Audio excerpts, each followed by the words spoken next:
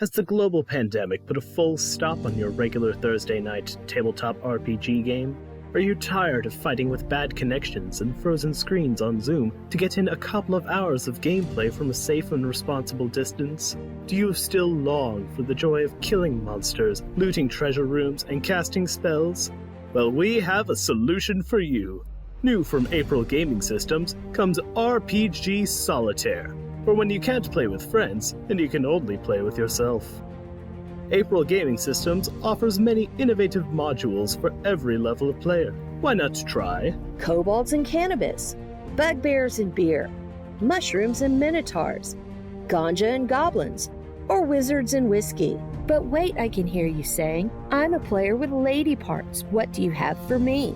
Good news, gals, because April Gaming Systems has you covered with RPG Solitaire for girls. Get your hands on gems like witches and wine, pixies and peyote, yetis and yoga pants, or mazes and mimosas. Playing with yourself isn't just a young person's game.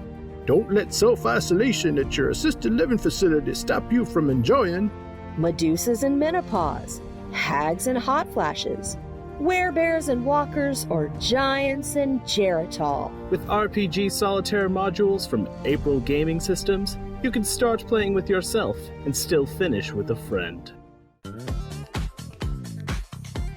Recorded in Round Rock, Texas, in front of a live teleconferenced audience, it's the What's Update with Xander Quation. Season 2 Election Boogaloo.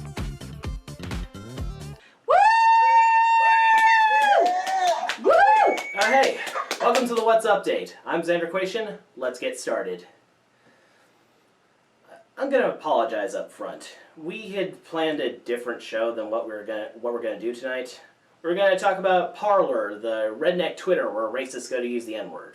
We're gonna talk about Borat star and malfunctioning goombot Rudy Giuliani springing an oil leak at a press conference, looking like a Gary Oldman from The Fifth Element.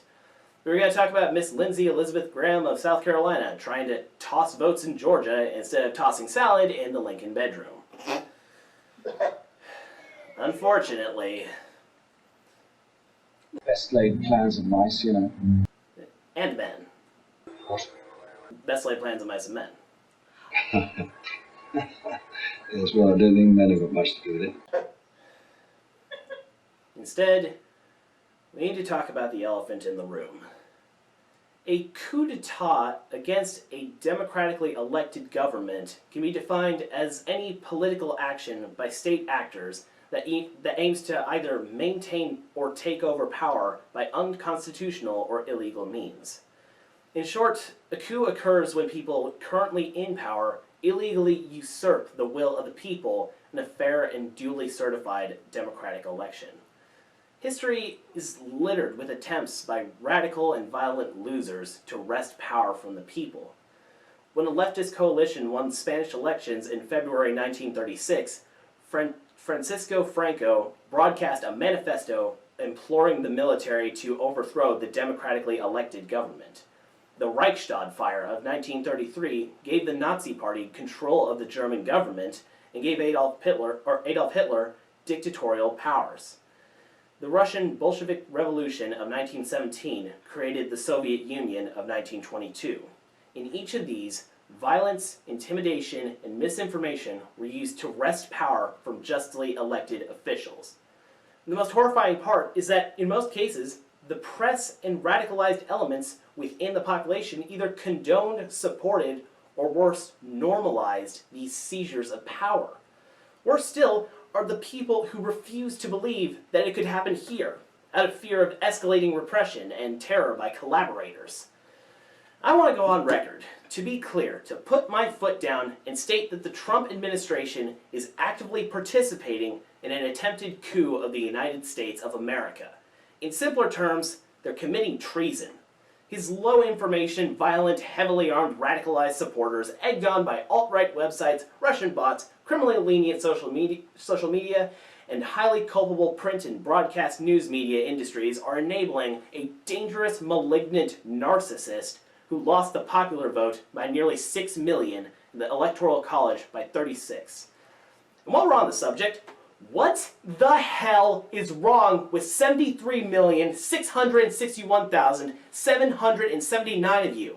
I can accept that the kleptocrats and oligarchs doubled down on the pretend billionaire with real gold toilets and fake gold hair. But 55% of white women chose Trump.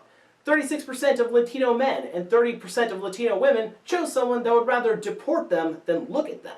And 19% of black men chose the tool of their own continued destruction. It makes no goddamn sense. In any case, it would be simple just to blame Fox News, One American News Network, Breitbart, Facebook, or Twitter for amplifying his message of hate and division. It would be easy to write off his supporters as a callow mass of critically misinformed bigots, misogynists, incels, racists, and homophobes. It would be entirely reasonable to lay the blame squarely at the feet of Senator Mitch McConnell of Kentucky for unilaterally tanking the impeachment hearings of 2019 for his own vile purposes. There's a lot of blame to go around. Hopefully, if we as a nation survive this era of alternate facts and small scared men with big guns, history will not be kind to collaborators and cowards. But I want to take specific issue with the so-called Fourth Estate. The term Fourth Estate refers to the press and news media, both in its explicit capacity for advocacy and its implicit ability to frame issues necessary for a free and functioning democracy. Though it's not formally recognized as part of our political system, it wields significant indirect social influence. I am currently pursuing a Bachelor of Science in Radio, TV, and Film and a Bachelor of Journalism from the University of Texas. I worked very hard to earn my place at this venerated institution of higher learning, an institution that helped create news anchor and journalism legend Walter Cronkite. As such, I am disgusted by what currently passes for journalism in the United States. The press has wholly abdicated its place as the check and balance on our government on behalf of the people. It gave up its sacred duty to inform the public when news became monetized. It gave up the ideological high ground when scoring huge ratings for advertisers based on tawdry sensationalism and sleazy voyeurism replaced its role as guardians against misinformation and unchecked tyranny. They have categorically failed the American public. They failed by normalizing a sideshow carnival barker con man as a legitimate candidate for president. They failed by promoting a narrative of false equivalence between one of the most qualified candidates to ever run for the highest office in the land and a vulgar casino mogul with a history of bankruptcy and repeated sexual assaults. Once the election was over, they failed to call out his many lies for what they are, unmitigated fabrications. They failed to raise concern when he praised violent armed insurrectionists and murderers. They failed when there was a clear and present danger of interference in our democratic institutions by former KGB officers and journalists murdering Saudi princes. They failed to hold this abomination of decency and honor's feet to the fire for being a disgusting, self-dealing, pitiful excuse for a human being. They failed in their basic duty to objectively inform the American public. And they did it for money. Now, here we are. We find ourselves in the middle of a televised, illegal revolution in the making. It is obvious, it is blatant, it is in progress. The man that clearly, decisively, and legally lost the 2020 presidential election is refusing to participate in our over 220-year tradition of a peaceful transfer of power like a pitiful, cranky toddler. He has encouraged his increasingly delusional supporters to kidnap elected officials to commit acts of violence against the public to gleefully participate in his coup d'etat. Our press, the Fourth Estate, is wringing its hands and still treating this like it's somehow normal. That time is over. He has declared you enemy of the people. He encourages violence against your ranks. He pals around with dictators that have you killed and seems to find it all terribly amusing. Pardon my French, but do your fucking jobs! If you've been doing your jobs in the first place, instead of playing footsie with the orange-tinted clown of a wannabe dictator, we might not have 250,000 American deaths from COVID on our hands. We might not be in the middle of a constitutional crisis where an ethically and morally bankrupt, rotting tortoise has been able to steal 3 Supreme Court seats and inflict immeasurable damage upon the masses by constipating the workings of our republic. Why must we, the satirists, the comedians, the professional fools, carry your water? If you don't do your jobs better and soon, your enemy of the state designation might come with a long vacation at a black ops site in Siberia, or a starring role in front of a government-sanctioned firing squad. I'll be right back. That last segment got a little heavier than I'd intended. So to dial it down a notch, or 20, we dug around and we found y'all some nice things going on in the world. With the winter holidays right around the corner, New York's Rockefeller Plaza put up the most 2020 Christmas tree ever. This has to be a none too subtle reminder to wear masks and wash your hands, since this 75-foot Norway spruce Charlie Brown Christmas tree looks like it has a critical case of COVID. I mean, what's next? Santa on a respirator? Rudolph the Rona reindeer? Quarantine elf by himself? What has this world come to?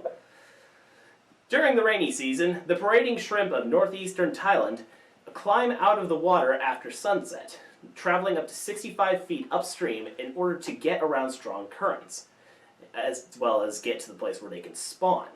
Scientists believe that staying in the river's splash zone may help them keep their gills wet, so they can keep taking in oxygen and march all night long. But some of these tough bastards are out of the water for more than 10 suffocating minutes for the possibility of sex. Now, this tells me one thing. Incels are just unmotivated losers. Now, speaking of bumping uglies, the wrinkle-faced bats of the Costa Rica rainforest look old enough to have seen the invention of dirt, but they are no slouch with the ladies. In mating rituals, the males hook their thumbs under the skin of their necks, pulling it over their faces like furry neck gaiters, while they serenade the ladies. You know, what can you say? Chicks dig musicians. Even ugly ones. You know, maybe incels should quit griping about women on the internet for a minute and learn an instrument. Maybe start a band. And try a nice Linkin Park cover band. I think they'd rock it.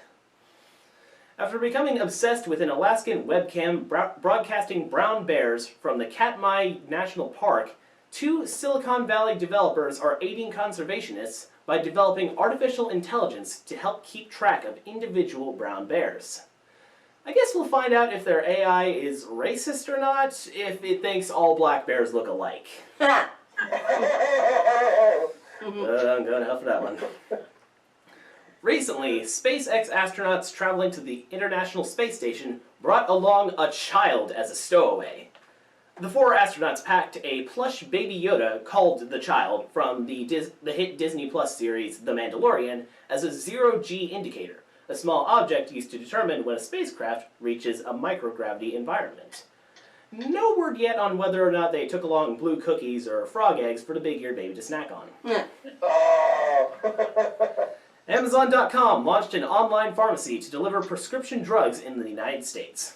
The service, called Amazon Pharmacy, lets customers price compare their drugs on the company's website or app, and they can choose between their insurance copay and a non-insurance option, discounted for Amazon Prime members, at checkout. Alexa, reorder methacarbamol. I see you live in New Jersey, South Dakota, Montana, or Arizona. Would you like to add an ounce of Purple Kush to your order to qualify for free shipping?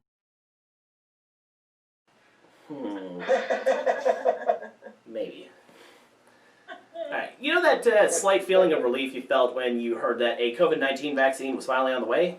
Well, you can thank Dixie Pixie and National Treasure Dolly Parton for that. In April, less than a month after the COVID-19 virus was officially declared a pandemic, Miss Parton personally donated $1 million to coronavirus research at Vanderbilt University. The legendary performer's donation helped fund Moderna's COVID-19 vaccine, which became the second coronavirus vaccine with a stunningly high success rate. Vaccine, vaccine, vaccine, vaccine. Thank you, Dolly Parton, for having a plan. Vaccine, vaccine, vaccine, vaccine. You saved us fools, ma'am, just because you can. Thank you, thank you. Even more, through her $10 production company, Miss Dolly helped produce both the Buffy the Vampire Slayer and the Angel series. In addition to $10 Productions, in the credits, one of the producers is Miss Parton's former manager and production partner, Sandy Gallen. Sandy, Dolly, $10. See what they did there? Yeah. In addition, Miss Parton and Buffy herself, Sarah Michelle Gellar, are birthday buddies. Whee!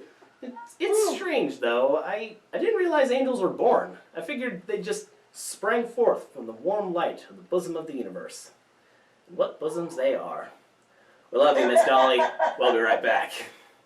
Yay! Woo! Woo! Yeah. Welcome back. A long time ago, in a universe far, far away, in whitest day and blackest night, space, the final destination. One does not simply drive into Mordor. Time and realistic dimension in space. I am Arthur, King of the English. Use great power responsibly. Your nerd quotient can easily be measured by how many of those famous lines you know are incorrect. For most nerds, their rear aperture is now so tight, they're gonna need a portal gun to poop. So, here's the thing.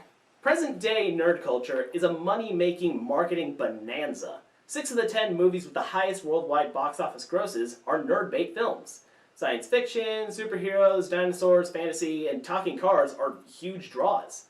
Tim Burton's 1989 Batman film kicked off a non-stop flood of superhero films.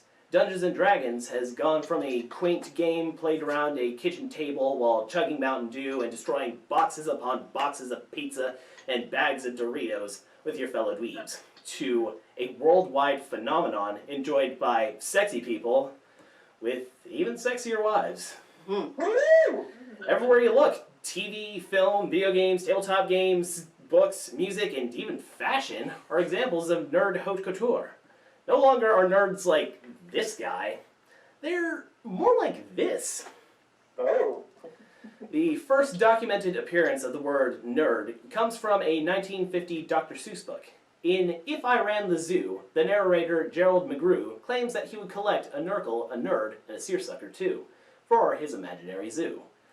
The commonly understood slang meaning of the word dates to 1951, where Newsweek magazine reported on its popular use as a synonym for drip or square.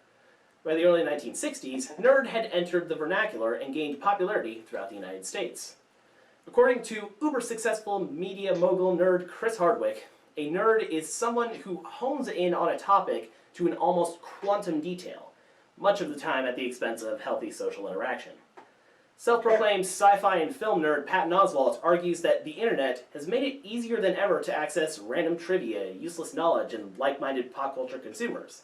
He claims that it has invalidated what it means to be a dedicated fan, because now everyone is a super geek about something.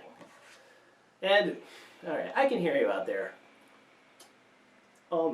Actually, Xander Hardwick is married to an heiress, and Oswald is married to an 80s teen film hottie. Therefore, they lack nerd credibility. and therein lies the problem.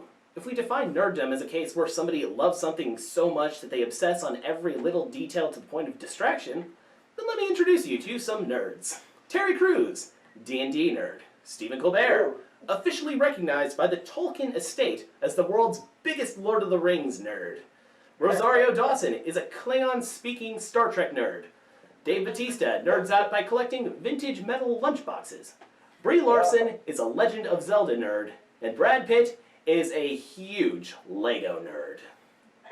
So, the stereotype of the dweeby guy with the slick-backed hair, broken glasses, and no social skills, it's hard to shake out of the public consciousness. The particular image is regularly reinforced by popular media with the likes of films like Revenge of the Nerds, Can't Buy Me Love, or Weird Science. Television nerds range from the annoyingly socially inept characters on Big Bang Theory to barfly know-it-all Cliff Clavin on Cheers, to 90-pound weakling Sam Weir on Freaks and Geeks. While all these depictions are played for laughs, the prejudice attached to this image has a dark side. Nerd shaming has caused societal problems from the incel movement to the Gamergate controversy. Oftentimes, the target of such shaming are women. They're sexually harassed at conventions while cosplaying. They're doxxed for speaking up against the blatant misogyny in the gaming world. They're negged for participating in activities that they love. It's not uncommon for women nerds to be told that they aren't legit and are denied their right to be just as big of a dweeb about Warhammer 40k as any other bearded English dude moving his tiny plastic Mandalay murderers around a big table at a comic shop or tournament. That's right, I'm talking to you. Also, if we accept the definition of nerddom as an encyclopedic knowledge of a specific topic, it's important to discuss the us versus them mentality of sports ball junkies. They like to pretend like their obsession with Team X is a manly endeavor, and is in no way nerdy. And to them, I say thee nay! There is little difference between a person who dresses up on the weekends to attend conventions as a Klingon and knows every little detail of the construction of the Enterprise D, and a guy that is dressed head to toe in sports ball swag and knows every tiny detail about his chosen team and favorite player. Spend all weekend at a convention center trying to find the last tchotchke to complete your Doctor Who Funko Pop collection, and you're labeled as some sort of sad weirdo.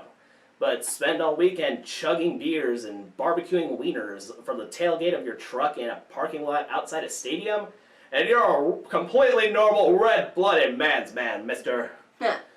So where does this leave us? Put simply, we're all nerds about something. Everybody has that one thing that they're obsessed with to the point of distraction. There's no difference between a Dallas Cowboys fan naming their newborn son after Tony Romo than a Game of Thrones fan naming their daughter Khaleesi. The world is a pretty divided place right now. People are finding more and more ways to distance themselves ideologically from one another. I propose we all embrace nerddom. We stand up and proudly proclaim our geekiness. We all push up our collective dweeb specs and realize that we are all responsible for annoying someone with our incessant yammering on our favorite subject. Nerds of the world, unite! Yeah! We'll be right back. Welcome back. Our guest is an inspiration to artists, writers, and nerds everywhere. And first of all, I'd like to say that without ever having met me, you are a major influence on my life, as my father was a fan of yours, and you inspired him to learn how to draw. So we'll start with our standard question. Who you, what to do, and why? My name's Jeff D. I am an artist and game designer, primarily in the field of tabletop role-playing games. That's who, that's what, and why is because I don't seem to be able to stop myself. You'd be surprised how common that response is. So, Dungeons & Dragons has benefited from a resurgence in popularity due to shows like Stranger Things and Big Bang Theory, and the interest in so-called nerd culture. What's your take on this new interest in an over 40-year-old game?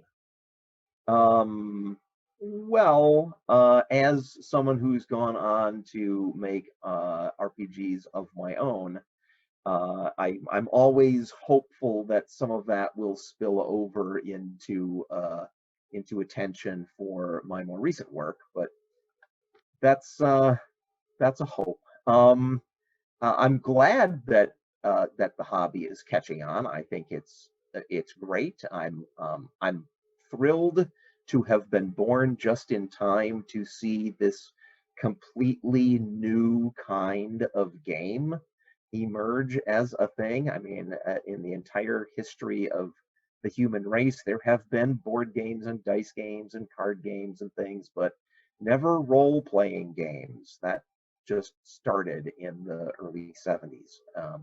So yeah, I'm happy whenever I see that hobby get attention and continue to grow. You were in your teens when all this started, correct? Yeah, that's right. I was in high school and grew up in a small town about a half-hour drive south across the border from Lake Geneva, Wisconsin, which is where TSR was, the original Dungeons and Dragons publishers. My eldest brother discovered D&D first, and I can still very clearly remember the day when I went with my mom to go pick up my brother from his gaming club, and there was a group of kids sitting around a table. This was in their uh, screened in front porch area, and they had a table set up. There was a kid at one end behind a ref screen, and there were miniatures and a grid on top, and they had dice and character sheets and stuff.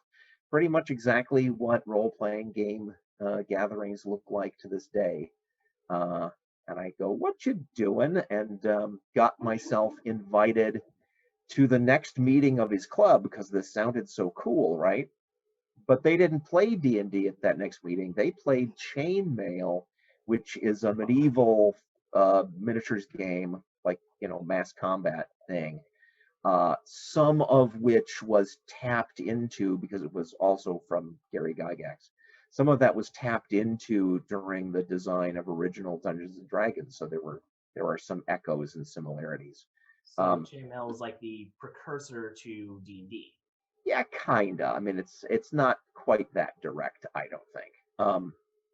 But they gave me one night and a little unit of skirmishers to be in charge of, and I promptly got them all killed, and then rode my one remaining figure, my knight, into the orc castle, and was role playing my guts out in the context of a game where that isn't really what you're supposed to do. So That yeah, seems like the best role playing comes when everything went wrong. I remember trying to explain before that incident, tried to explain to my best friend what role playing games were, and I drew a dungeon map and walked him through it, but we didn't have any rules or anything, and I'd never actually seen it done. So what I came up with wasn't a traditional dungeon map where it's like one floor of the dungeon per sheet. I did a cutaway drawing with each corridor stacked directly on top of the other and stairways going down and things, right? A side view, which isn't right, but that's how excited I was about the idea of playing through adventures from a first-person perspective, which in a much more immersive way than you can find in any other kind of game that had ever existed before. All right. Would that high school friend happen to have been Jack Herman, the one you worked on? Actually, I don't think it was yet. Oh. I think it was somebody else who didn't go into gaming. Jack and I met when we were both going to the same high school, and we both signed up to work in the library. So we would go, you take the cart full of returned books back into the stacks to put them away. That was the job, right? And he and I would go back there and goof on the latest episodes of Monty Python's Flying Circus and things like that. And he got me interested in H.P. Lovecraft. We actually had Lovecraft books in our high school library, which was creepy. And talking about things, and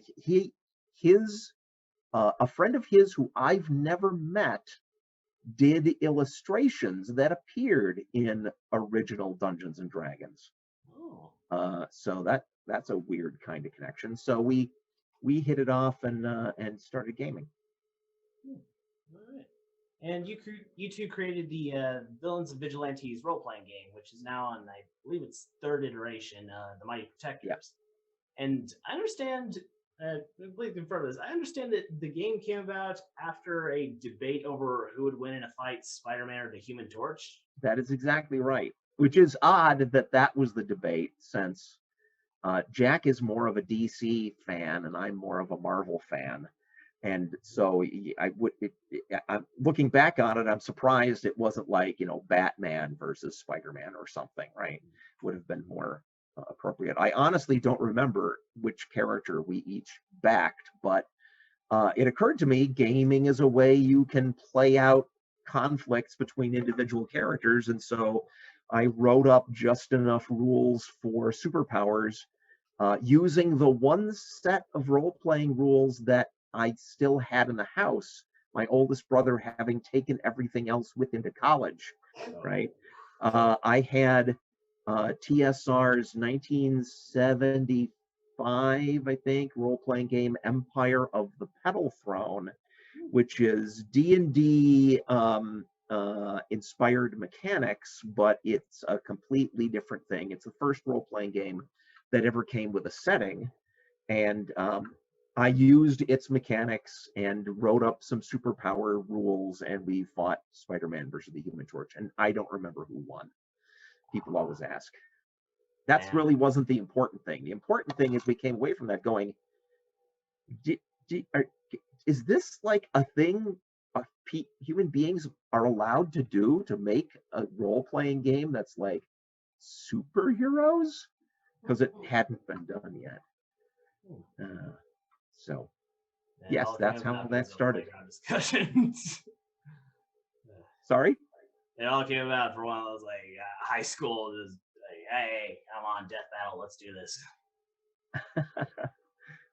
So I want to ask you more about your work on Empire of the Petal Throne later. But first, on the Lovecraft front, I understand that you wanted to draw the Lovecraft mythos for deities and demigods, but Errol Otis got to draw them. That is exactly correct. He did an excellent job, better than I would have done. It's really more up Errol's alley than mine, but that has no bearing on how much of a fan I was, right? So I'd like to have, but he did great. Boy, you have done your research. Yeah, I was prepared for this. Also, speaking of the deities and demigods thing, your art on it was really great, especially the Elric mythos art that for some reason was removed in subsequent printings. Can you tell us a little about that? About the removal or about the art? Both of them. So I don't want to get it wrong. There was some question of where the rights to do such a thing properly resided, and as I understand it, but I'm really not the person to ask because I wasn't involved in the legal end of this. As I understand it, Michael Moorcock personally gave some people the rights, and then Michael Moorcock's lawyer gave some other people the rights, with them not understanding that those would conflict, and attempts to work it out failed, and so TSR had to go back and remove those things from their book, which came later than the Call of Cthulhu role-playing game. Well, it's quite a shame because I gotta say your drawings of Thor were quite awesome. He's still in there. We have the rights to Thor. Was great. Also, I understand that one of your first published pieces of professional art was in Dragon Magazine. So, how did you get started at TSR? Well, remember, I grew up in a small town about a half-hour drive south of Lake Geneva, Wisconsin, in the early days of TSR. So I would ride with my brother up there once a month or so and go into the very first incarnation of the Dungeon Hobby Shop and see what was new. Like, I remember finding Traveller, the science fiction role-playing game Traveller, on the stands the very first time it had appeared, when that was brand new. And I remember being there and seeing the first Advanced Dungeons and Dragons book, which was the Monster Manual, when it hit the stands. And I was doing art in my high school newspaper and drawing things for fun. And I'm a little fanboy, so I went up there and showed my artwork to the guys behind the desk. and the Dragon Magazine offices were right upstairs, and they heard about me, so I got a job doing some illustrations in that early episode, early issue of the Dragon. So, what were your early artistic influences for your illustrations? As far as I can see, your style seems to have a little bit of like Neil Adams, Jim Starlin, or even some early John Byrne in it. Yeah, I would mostly say John Byrne, and actually not so much John Byrne as Terry Austin, because it was the inking on John Byrne's stuff that I thought really made it super amazing. I mean, he's good without, right? But this was during the time of Byrne and Austin on the X-Men, which is just fabulous, amazing stuff. And so my inking style, I think, was very heavily influenced by him. Yeah, I could definitely see it in the Alpha Flight comics. Yeah, great. So you were one of the go-to artists for the early modules of D&D, along with Jim Rosloff, Errol Otis, Tim Truman, Diesel LaForce, and Bill Willingham. So what was it like to work? And Dave Sutherland. Say it again. Dave Sutherland. Ah, yes. So what was it like to work in that kind of creative environment? It was great. The only thing I didn't like about it was the time clock.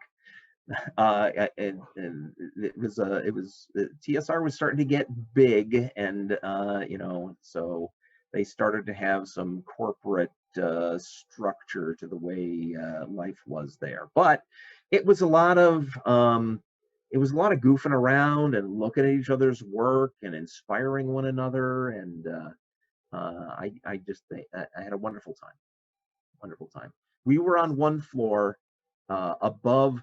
By this point, the Dungeon Hobby Shop had moved to downtown Lake Geneva and was in this corner building. And we were on, I think, the floor above the hobby shop, and then the floor above us was the design department. And so there were, we would go up and down the stairs and hang out with other people doing the creative work. It was great. So you worked bullpen style with the other artists, or mostly individually and just sort of wandered? There wasn't a lot of actually working together on the same pieces of art, right? We each got our assignments, and then we did the things that were assigned to us. Though you can find a couple. I know there's one where I think I inked something for Diesel. But for the most part, it was inspirational crossing over, right? So how much collaboration or camaraderie was there among the artists, either officially or just occasionally, hey, a lot. And in fact, at one point there was many of us, not all of us at once, but at one point many of us were roommates in a house that we rented in Lake Geneva. And so that was pretty much constant gaming, and then coming in and drawing and then going back and gaming more. Sounds like a proper little family. So while at TSR, you worked on some amazing influential books like Against the Giants, Scourge of the Slave Lords, and Expedition to the Barrier Peaks. And your halfling designs were especially interesting. How'd you come up with designing those?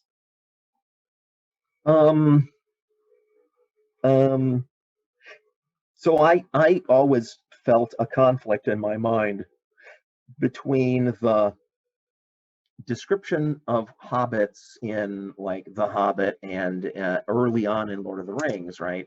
And these little, tough thief guys that you'd play in Dungeons and Dragons. And I took my inspiration, I think, from what Merry and Pippin became in the latter part of the Lord of the Rings trilogy, right? When they actually got a little bigger and a little more muscular and a little tougher.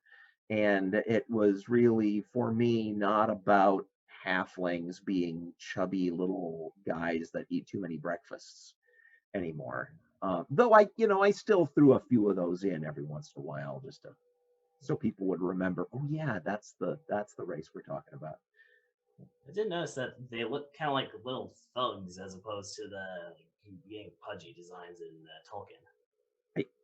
Okay, I guess you can put it that way. Yeah, but actually, like that halfling design, and then also just the way they're portrayed, actually led to the creation of, or led a little bit to the creation of my own D&D character, Angus MacGuffin, a halfling rogue that drinks and stabs stuff, and also is Scottish, right. so plenty of cursing. Fair enough. Always fun. So one of your recent projects has been your Belthorn rules, based on M.A.R. Barker's Empire of the Pale Throne, what is it, Tecumel. Right. Were you introduced to Barker's world in your TSR days, or did you discover it later? Before. Like I said, when my eldest brother, went off to college, he took all of the role-playing stuff with him except for the boxed set of Empire of the Petal Throne. And I'm still in high school at this time. And so that's what I really cut my teeth on as a GM. And I started learning whatever it is that I understand now about role-playing game design by tinkering with the mechanics in Empire of the Petal Throne more than in Dungeons and Dragons. Because that's how in the olden days that was the only way to learn, was to find things you didn't like in published designs that you still wanted to use and fix them. And that process of fixing them is learning how to write the rules yourself. Seems that a lot of your career is owed to your brother taking all the role-playing stuff. Or it seems like he's a large influence on your career. Sure. In a way of accidental theft. So well, they did belong to him.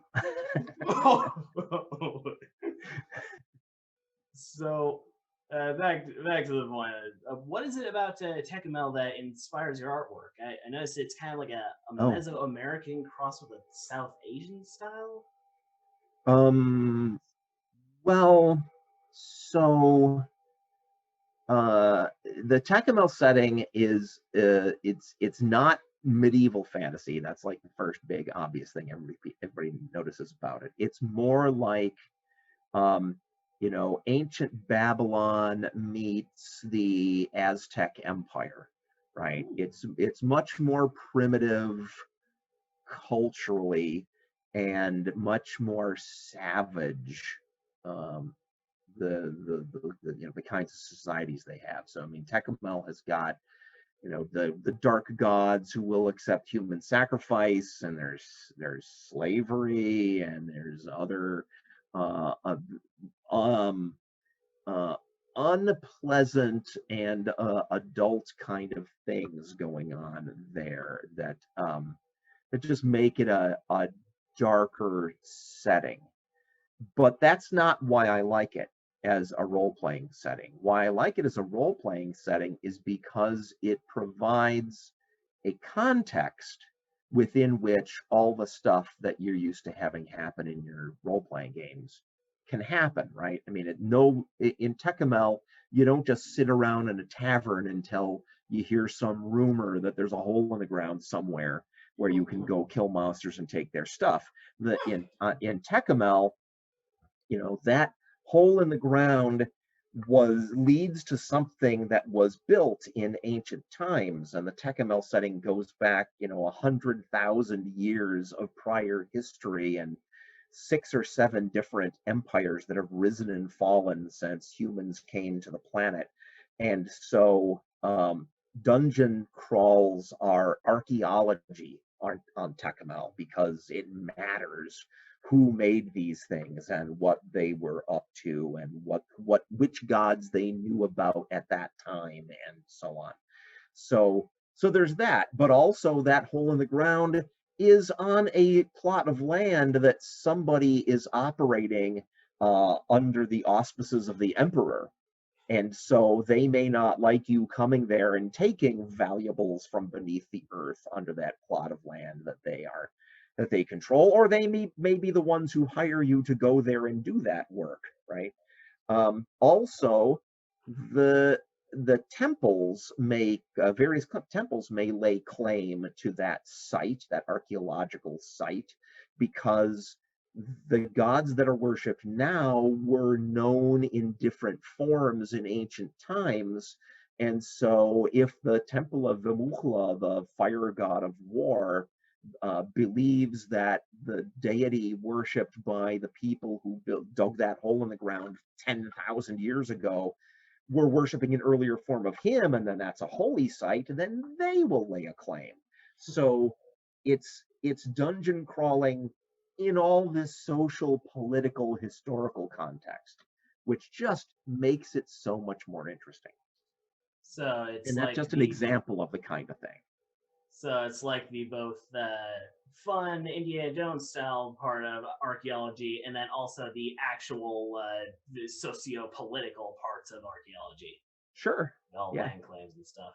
Yeah, I mean, Professor Barker was a tenured professor at the University of Minnesota, and world traveler and linguist, and a lot of his perspective as a scholar is in that game, in the design of that setting. Actually, it kind of sounds a bit like what's now used in Numenera, but with just a little bit more Lovecraft thrown in. Yeah, well, people get their influences where they get them. That's fine. It's like stealing, but that's all right. It's going to be hard for anybody to put in, the 30 or 40 years of work that Professor Barker put into building his setting before there even was a Dungeons and Dragons, because his plan had been to write novels in the Tecumseh setting originally, right? He was a gamer in the sense that such a thing existed before D&D, in that he'd go to science fiction conventions and tabletop game conventions and play great big miniatures battles. That's about what there was, right? So he had that background, but he came up with the setting with the idea that he was going to write novels about it. And he eventually did. 5 of the things came out over the years. Well, let's hear it for Barker doing it first. Yeah. Okay, so since you and I are both Austin area locals, I ran into the game mom for one of your games at HEB one night. What role-playing games are you playing these days? I am currently running a Metamorphosis Alpha campaign. Ooh. That's the first science fiction game from TSR, but I'm using my Mighty Protectors game system, Villains Vigilantes 3.0 Mighty Protectors, for the mechanics, because it's got much more, if I must toot my own horn, it's got much more detailed and complete rules on all kinds of weird powers that you might want to give your mutants and your robots and things. So that's what I'm running right now. I'm also playing in a Gamma World campaign run by a friend of mine. This is Brian Adams, who wrote the upcoming World War II source book for V&V3 Mighty Protectors. He's running a Gamma World campaign, also using the Mighty Protectors system for the mechanics. That just tends to happen in gaming groups that have a designer in them. The design that designer's designs tend to take over because it's what everybody's familiar with. Yeah, I noticed that in my D&D games, we try playing occasionally with other DMs, but we almost always just take it back to the house, and my dad DMs for all of us, since he really simplifies the whole thing. So it's really all a matter of the system. So how has your tabletop gaming changed during the pandemic? Because we're all in lockdown right We're on Roll20 these days. Oh, nice. Right? Because it's tough to it was tough to make the transition because face to face you're right there, and every little facial expression and snort of derision and grunt is all right there, and because it's the bandwidth for communicating is so much wider.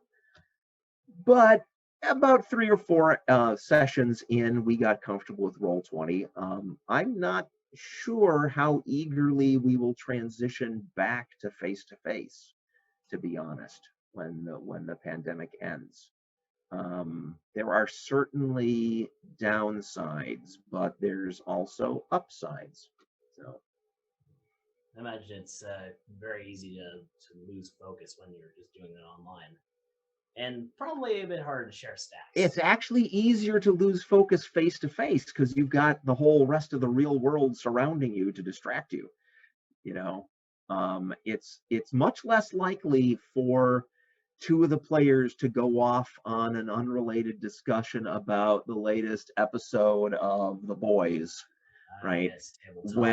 When they're each waiting their turn with their headphones on to play on Roll20. Around an actual gaming table, that's just going to happen when it's not their turn, which is, a constant source of annoyance for the poor GM. Yeah. I'm sure my DM could actually really attest to that. Okay, so we got a final question that we're asking all the guests in this season. If you had a magic wand or a monkey's paw or a deck of many things or some other magic item that would allow you to change 2 things about the world, what would you change? See, I think when people ask questions like this, they should pause for a moment and make sure they don't want to face the consequences if the person they're asking actually does have a magic wand or a monkey's paw, because you might motivate us to do something that might not be what you want. But anyway, do you have something like that? No, I don't. No, I don't. I do not, in fact. But someday, maybe somebody does. If I could change 2 things about the world, oh my gosh, do you want this to get political? Because it's gonna get political immediately. Okay. I would like Donald Trump to explode painfully and publicly and showering a crowd of his fans with his orange guts. Oh. And I think if I could have that, I might just take the second one on a gift certificate, because that would pretty much satisfy me. Even Crisco is getting. Some explode scanner style and then get like a $50 HEB gift card.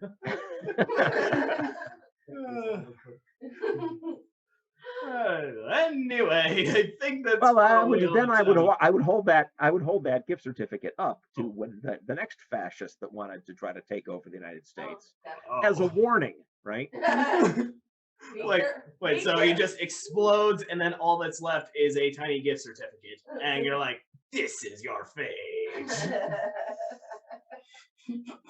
A rain check for a heavy. It might not be a gift certificate. It might be, but some physical object to indicate that, yes, I've got the power to do something like that again if I felt like it. Not afraid to use it. I'm necessary evil. Alright, well, I think that's probably all the time we got here today. So, Jeff D, everybody, we'll be right back. Thanks for having me. Oh, hey! Thank you very much for watching. Lo siento, no siento about the rant. Sometimes I feel things a bit too much. Thank you very much to Jeff D for being a great interview and also cranking up our nerd cred to a gazillion. Thanksgiving's coming up. If you don't have to travel, don't. If you do have to travel, be safe, wear a mask, get tested if you have to. Be sure to like, share, and subscribe, and as always, it is what it is.